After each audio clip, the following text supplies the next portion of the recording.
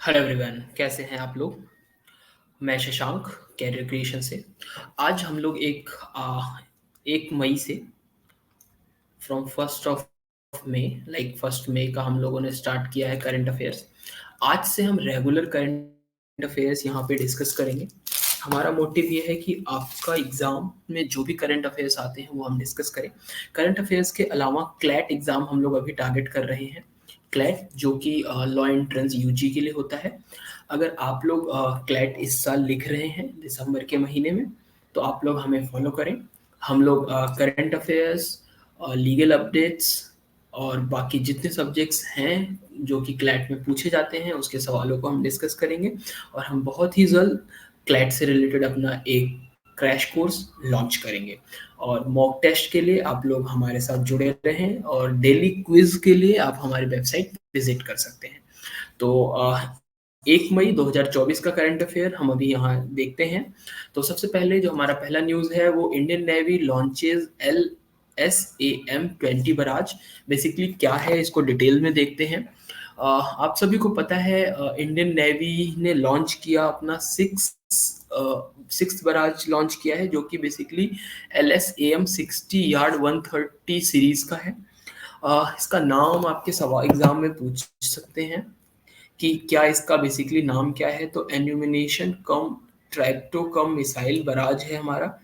और ये बिल्ड किया गया है बाय प्राइवेट फर्म। देखिए, जो प्राइवेट फर्म्स होती हैं उसका नाम हमें याद रखना ज़रूरी है, किसने किया है और कहाँ पे किया है। तो महाराष्ट्र में किया है और सूर्य दीप्ता प्रोजेक्ट प्राइवेट लिमिटेड ने किया है। तो ये हमको नाम याद रखना ज़रूरी है, ये एग्ज़ाम पूछ सकते हैं। लेकिन मेरा ऐसा पर्सनल मानना है कि जो प्राइवेट फर्म्स कोई भी चीज़ लॉन्च करती हैं उसका प्रायोरिटी ज़्यादा नहीं होता रेदर देन कोई गवर्नमेंट फर्म्स करे। तो फिलहाल के लिए अभी हमको इसको अपने दिमाग में रख लेना चाहिए। ये बराज क्या करेगा, तो barrage will help Indian Navy to facilitate the transportation articles and ammunition to ship and both. तो ये ट्रांसपोर्टेशन वगैरह में हेल्प करेगा, तो आप लोग इसको देख सकते हैं। उसके बाद हम देखते हैं India's 61.5 million grant for development of. क्या डेवलपमेंट है ये देखो ध्यान से, के एस पोर्ट। अब के एस पोर्ट क्या है, देखिए के एस पोर्ट के बारे में हम जानने से पहले ये हम समझ लेते हैं कि जो नेबरहुड फर्स्ट है, हमारा जो पॉलिसी है, जो डिसीजन है इंडिया का, जो नेबरहुड फर्स्ट है, स्ट्रेंथन करने के लिए श्रीलंकन कैबिनेट ने अप्रूव किया है के एस पोर्ट बेसिकली। और ये ऑपरेशन हमारा बिगेन बेसिकली ये हमारा पोर्ट बिगेन हुआ था, मतलब स्टार्ट हुआ था हमारा 1951 में। और इसको इस्टेब्लिशमेंट करने का जो फैक्ट्री है वो तुम्हारा कार्निक के स्थूरी में है। उसके बाद जो प्रोजेक्ट है एक बार कंप्लीट हो जाएगा तो ये हमारा सोशो इकोनॉमिक है, कल्चरल जो है, पीपल टू पीपल कनेक्शंस हैं, वो डेवलप होंगे। टू नेशंस जो पर्टिकुलरली होंगे वो दोनों नेशंस को बेनिफिट होगा। ठीक है, तो आप इन सब चीज़ों को मार्क कर सकते हैं। अगर आप रोज करंट अफेयर इस तरीके से पढ़ रहे हैं तो आपके लिए ये डेफिनेटली बेनिफिशियल होगा। अब इम्पोर्टेंट अगला सवाल, अगला टॉपिक पे हम बढ़ते हैं। Alok Shukla awarded as a Goldman environmental prize. तो सबसे पहले हम देखते हैं कि इन्वायरमेंटल प्राइज क्या होता है। तो गोल्डमैन इन्वायरमेंटल प्राइज ये बेसिकली ग्रीन नोबेल के नाम से जाना जाता है। ये एनुअली अवार्डेड होता है। किसको अवार्ड किया जाता है, ये ग्रास रूट इन्वायरमेंटल एक्टिविटिस्ट को अवार्ड किया जाता है। ये इससे सवाल बन सकता है कि भैया गोल्डन इन्वायरमेंटल प्राइज किस नाम से और भी जाना जाता है। तो बेसिकली ग्रीन नोबेल जो है, गोल्डमैन इन्वायरमेंटल प्राइज जो है ये ग्रीन नोबेल के नाम से जाना जाता है। ठीक है, ये एनुअली अवार्ड किया जाता है किसको, जो ग्रास रूट इन्वायरमेंटल एक्टिविटिस्ट हैं, जो कि ग्राउंड पे काम कर रहे हैं, उनको किया जाता है। फ्रॉम सिक्स कॉन्टिनेंट, जो हमारे 6 कॉन्टिनेंट्स हैं, 6 कॉन्टिनेंट्स को मिला के जो एक्टिव, जहाँ पे इन्वायरमेंटल इश्यूज पे जो बहुत ग्रास रूट पे काम कर रहा है, उनको दिया जाता है। और ये 1989 से दिया जा रहा है। किसके द्वारा दिया जा रहा है, रिचर्ड एंड रोडा गोल्ड्समैन। और ये इनके नाम, इनके जो रोढ़ा गोल्ड्समैन है, इनके ऑनर में ये प्राइज दिया जाता है। अब देखते हैं आलोक शुक्ला के बारे में बात करते हैं। Alok Shukla 43 year old environmentalist हैं, इन्वायरमेंटल एक्टिविटीज हैं। ये कहाँ से हैं? ये छत्तीसगढ़ इंडिया से बिलोंग करते हैं, ठीक है। उसके बाद जो Shukla lead successful grass root campaign to protect 44,500 acres of biodiversity rich area को इन्होंने प्रोटेक्ट किया है, जो कि बेसिकली बहुत ही ज़्यादा इम्पोर्टेंट है ग्रीनरीज को मेंटेन करने के लिए। इसीलिए इनको ग्रीन नोबल के नाम पुरस्कार दिया गया इस साल, ठीक है। अब देखते हैं India is the world's second largest coal consumer and producer with 761 million ton generation of coal. Okay, more than 21% of India's coal come from the Chhattisgarh. ये कहाँ से आता है? छत्तीसगढ़ से आता है। चलिए अगला सवाल, अगला टॉपिक पे हम पहुंचते हैं फटाफट। G7 discuss coal panel phase out by 2035। क्या कहना चाहता है ये? जो G7 ग्रीन मिनिस्ट्रीज हैं, ये इन लोगों ने क्या किया? Their ministry turn in Italy discussed the possible time for framing the now we will discuss like G7 क्या है? G7 consist of Canada, France, Germany, Italy, ठीक है। Canada, France, Germany, Italy, Japan and UK, ये 7 countries हैं G7 में। ये सवाल बनता है हमारा G7 में कौन कौन सी कंट्रीज हैं। तो एक लिस्ट दे देंगे 5 कंट्रीज का, 4 कंट्रीज का, और एक में ऑड वन फाइंड आउट करना होगा, या ऑल ऑफ द अबव या नॉन ऑफ द अबव करके ये सवाल बन सकता है, ठीक है। बेसिकली इसका मोटिव ये है कि together they makeup around 38% of global economy and responsible for 21% of total green house gas emission. अब अपने न्यूज पर आते हैं। G7 एनर्जी बेसिकली क्या है? G7 energy ministers during their meeting in Turin, Italy में है, जहां पे ये सवाल ऐसा बन सकता है कि G7 कोल जो G7 की जो मीटिंग हुई थी कोल फेज आउट बाय 2035, ये कहाँ पे हुई थी? तो तुरिन, इटली में हुई थी। ये सवाल याद करने की जरूरत है। फिर डिस्कस्ड, किस बात पर डिस्कशन हुआ ये समझो, ये इंपॉर्टेंट बात है, ये हमें इससे फोकस करना है। Discussed a possible time frame for phasing out of coal fired power plant as part of their commitment.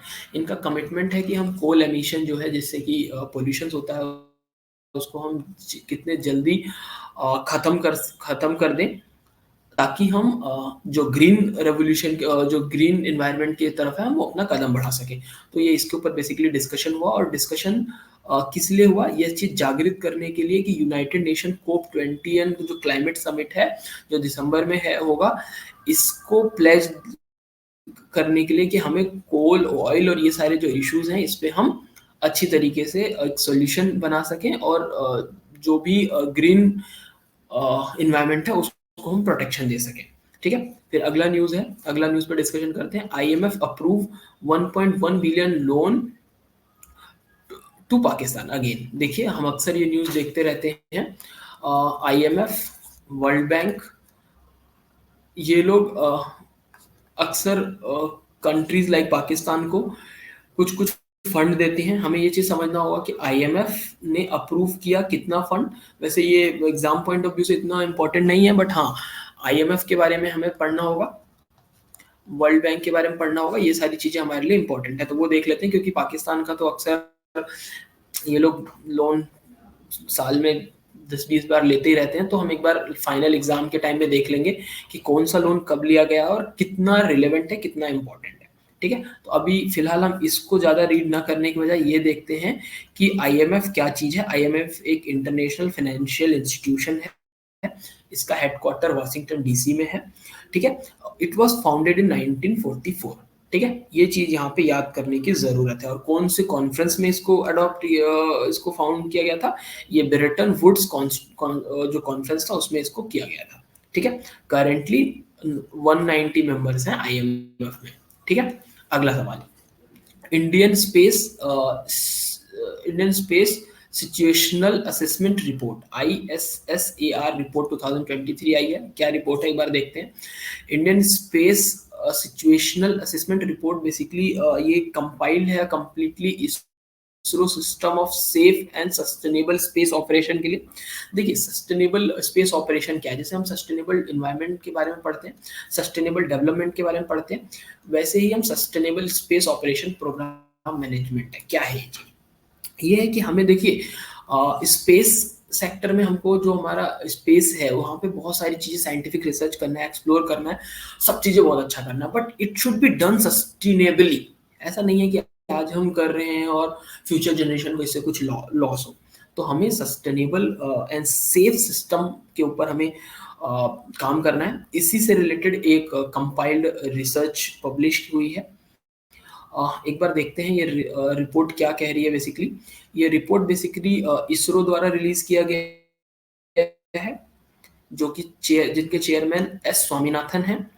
ठीक है, एस स्वामीनाथ हैं, और उन्होंने ऐसा रिवील किया है कि more space project were placed in orbit 2023 compare to the previous year. ठीक है, indicating a growing trend in space object population.